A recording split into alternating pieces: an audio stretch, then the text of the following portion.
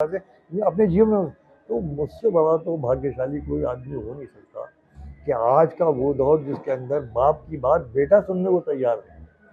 गैर मुतल्लिक़ दूर दराज मुल्कों के अंदर, दूर दराज शहरों के अंदर बैठे हुए लोग उस शायरी को जीवन में उतार रहे हैं, जीवन का हिस्सा बना रहे हैं। ये कह रहे हैं कि हमारी ज़िंदगी बदल गई, फलां शेर ने हमारा सोचने का अंदाज़ बदल गया।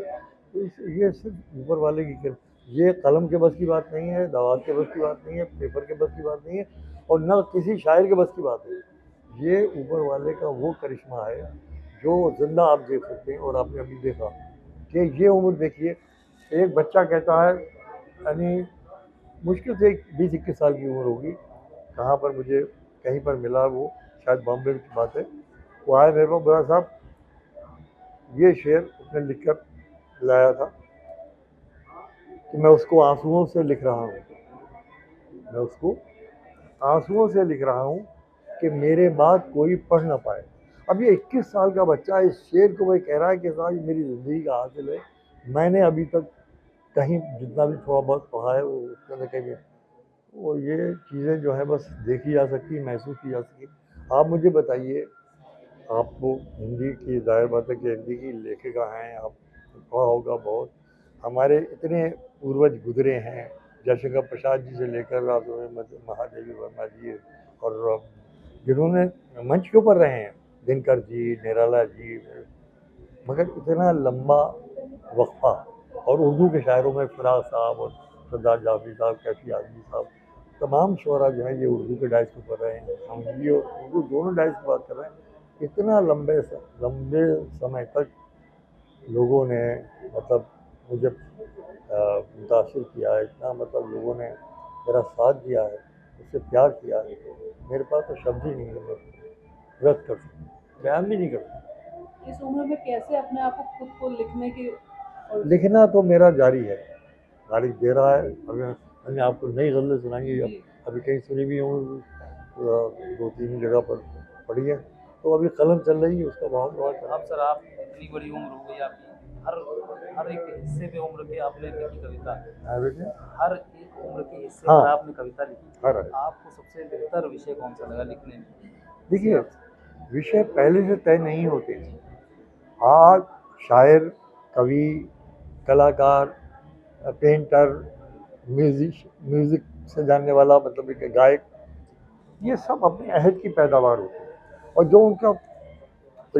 जो उनका वातावरण है जिसमें वो जी रहे हैं, जिसमें वो सांस ले रहे हैं, वही उनको सब्जेक्ट दे रहा है।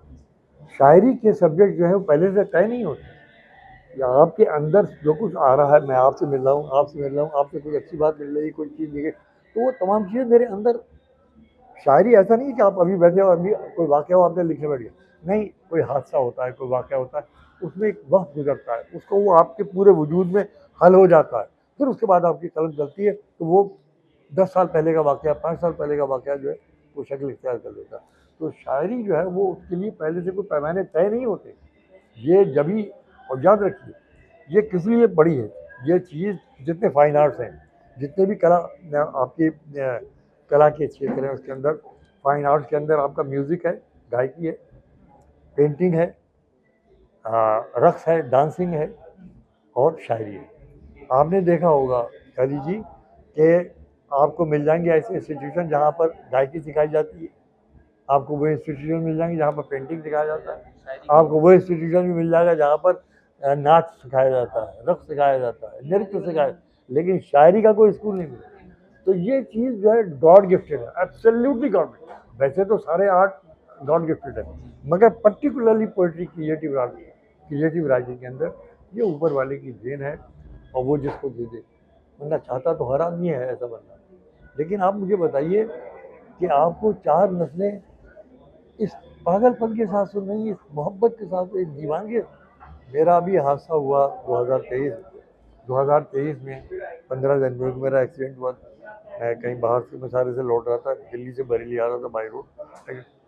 आप हैरत करेंगे कि दर्जनों टेलीफोन सिर्फ रो रहे हैं, लोग बोल नहीं रहे कुछ, ना मेरी तबीयत पूछ रहे हैं, वीपिंग।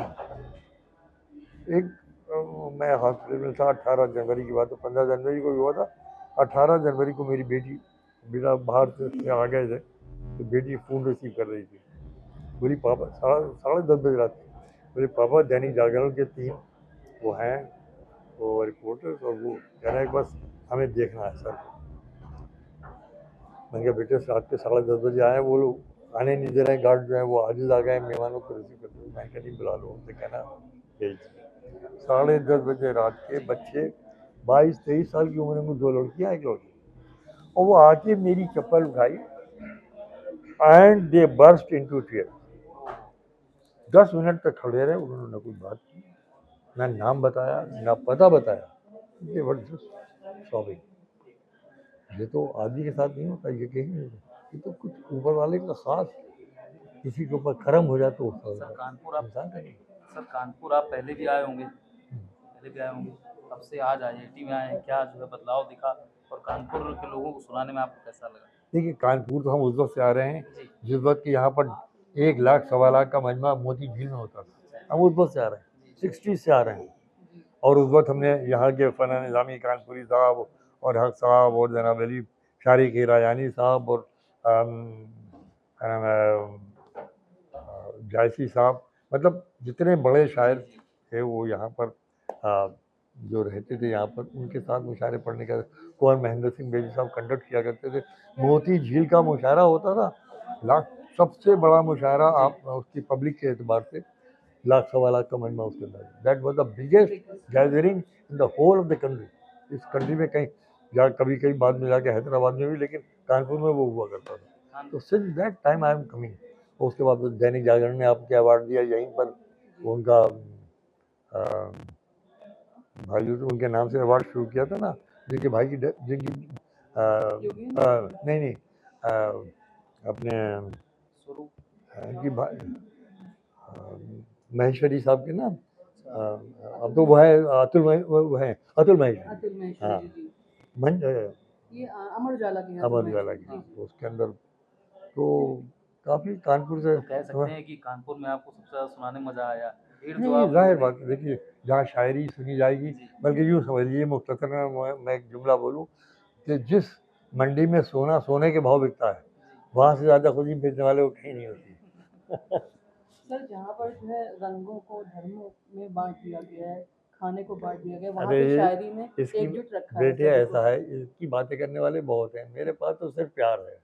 मैं तो एक ही बात कर सकता हूँ कि मुझे इससे अजीम धरती, इससे अजीम सरजमीन दुनिया में नहीं मिली, और मैं आप अखबार वालों के सामने ये बात कह रहा हूँ बड़ी पूरी जिम्मेदारी के साथ कि मुझे पूरी काफ़ी दुनिया घूमने का मौका मिला, और मेरी एक कोशिश रही कि जब कहीं बारिश हुई, चाहे वो अमेरिका हो, इंग्लैंड हो, केनिया हो, कोई भी दुनिया का कंट्री हो, डेनमार्क हो, जहाँ जाने का मौका मिला, पहली बारिश ज़मीन के ऊपर जब आती है तो मैंने वहाँ की मिट्टी सूंघने की कोशिश करता हूँ। सिवाय हिंदुस्तान के कहीं की मिट्टी में सुगंध नहीं है, सिर्फ पहली बारिश की जो सुगंध है वो हिंदुस्तान के पास है। इस सुगंध को संभाल के रखिए, ये हमारी बहुत बड़ी विरासत है। यही मैं आपसे भी कह सकता हूँ, आने वाली नस्लों से भी कह सकता हूँ, और हर पढ़े लिखे आदमी से कह सकता हूँ, हर इंसान से कह सकता हूँ कि ये सुगंध आपको कुदरत ने दी है, जो दुनिया की किसी सरजमीन पर, इस सुगंध को बाकी रखना, प्रोटेक्ट करना हमारी और आपकी सबकी मजमूई जिम्मेदारी, मुश्तरका जिम्मेदारी है, साझा जिम्मेदारी है।